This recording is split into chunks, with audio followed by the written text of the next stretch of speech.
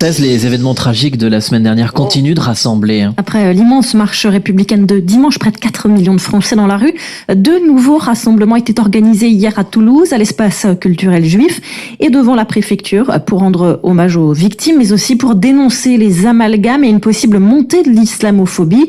2 rassemblements qui se sont tenus à 1 heure d'intervalle. Lola Fourmi était présente pour France Bleu Toulouse. Dans la synagogue Ekal David, il n'y a plus une place pour écouter le discours. Sur les bancs, dans les escaliers, plus de 500 personnes sont venues rendre un nouvel hommage aux 17 victimes de la semaine dernière. 17 victimes, dont 4 juives.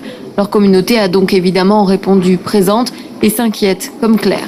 Oui, parce que j'ai de la famille qui est très religieuse, donc on s'inquiète aussi beaucoup pour ceux qui portent les signes extérieurs. Jeannette, elle aussi, est juive, mais elle n'a pas hésité à aller manifester samedi à Toulouse, aux côtés de toutes les autres confessions. Moi, ça m'est égal, on est tous égaux, on va tous mourir, on va tous aller dans un trou, et s'il n'y avait pas tant de haine et tant de religion et d'intégrisme, il n'y aurait pas des morts. Mais à cette cérémonie, il y avait aussi des catholiques, des voisins du quartier.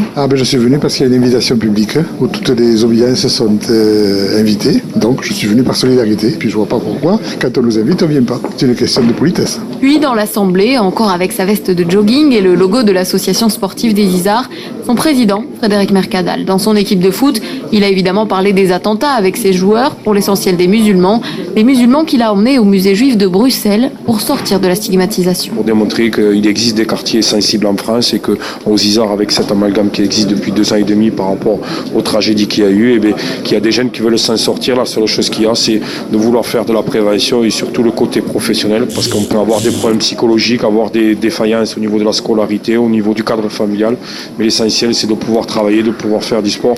Et je pense que quand dans la vie on fait du sport et qu'on travaille, on a un équilibre. Éviter les amalgames, c'était aussi le but d'un autre rassemblement au même moment devant la préfecture. Une trentaine de personnes réunies par la coordination des Pass en nous.